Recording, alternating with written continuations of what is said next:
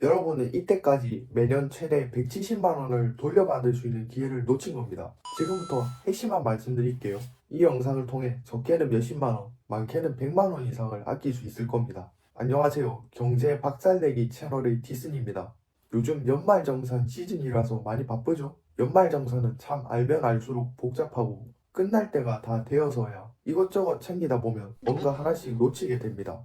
오늘은 그 중에서도 절대 놓치면 안 되는 월세 공제에 대해 얘기해 볼 건데요. 말 그대로 월세집에 거주하는 분들만 대상이라서 본인이 전세나 자가로 산다 하시면 해당 사항이 없습니다. 일단 월세 공제가 뭔지 간단히 짚고 넘어가겠습니다. 매달 집주인에게 주는 월세 솔직히 부담스럽잖아요.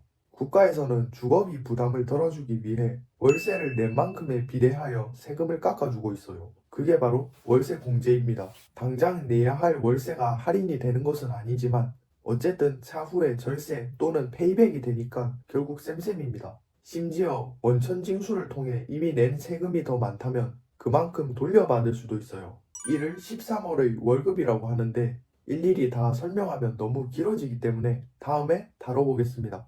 여러분들은 이것만 기억하시면 됩니다. 월세 공제를 통해 내야 할 세금을 줄일 수 있고 운이 좋다면 돈을 돌려받을 수도 있다는 것을 말이죠. 우선 신청 대상은 앞에서 말씀드렸듯이 월세집에 사는 사람만 해당이 됩니다. 그리고 주거용 건물에 한해서만 혜택이 주어지기 때문에 일반적인 상가 뭐 그런 거 있잖아요. 당연히 나가립니다. 근데 이런 경우가 있어요. 혼자가 아니라 여러 명이 한 집에 사는 경우가 있겠죠. 이럴 때는 세대원 중 아무나 신청이 가능하지만 2명 이상 중복으로 혜택을 받아갈 수는 없어요. 이게 무슨 말인가 하면 만약 아버지와 아들이 월세집에 같이 산다고 했을 때 아버지 또는 아들 둘 중 한 사람만 월세 공제를 받을 수가 있어요. 한 집에는 한 사람. 이게 원칙입니다. 또 이런 경우도 있어요.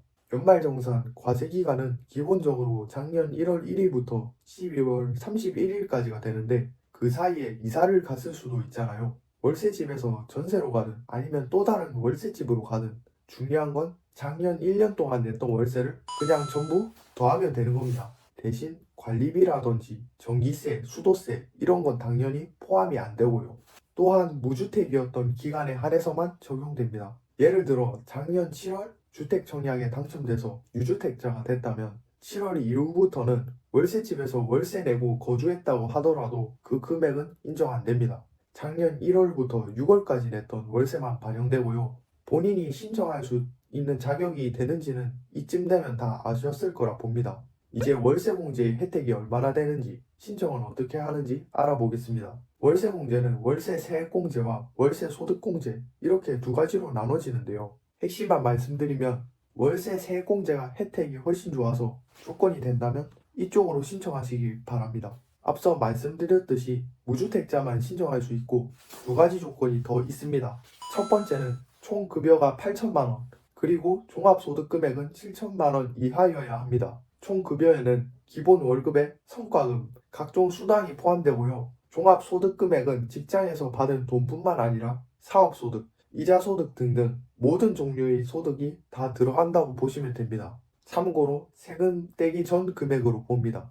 두 번째 조건은 월세주택 기준 시가가 4억 원 이하 또는 전용 면적 85제곱미터 이하여야 합니다. 비수도권의 읍 면지역은 전용 면적이 100제곱미터 이하면 되고요. 또는 이라는 말이 붙었으니 기준 시가나 전용 면적 둘 중 하나만 충족시켜도 오케이라는 소리입니다.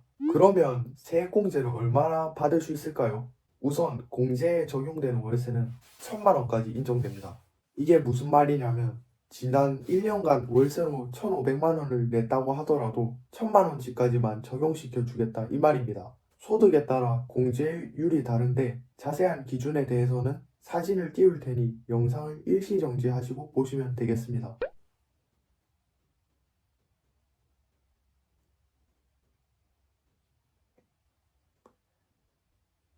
따라서 최대 150만 원부터 170만 원까지 아낄 수 있는 셈입니다. 다르게 말하자면 월세를 15에서 17% 할인받고 사는 거예요. 이거는 모르면 손해 아닙니까? 신청 방법은 회사에서 연말정산할 때 서류만 잘 챙겨주면 되는데 본인이 홈택스에서 셀프로 신청할 수도 있습니다.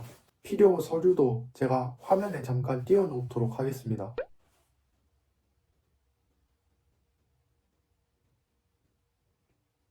아, 근데 지금까지 몰라서 혜택 못 받았다면 너무 아깝잖아요. 이럴 때 경정청구 제도를 써먹으면 됩니다.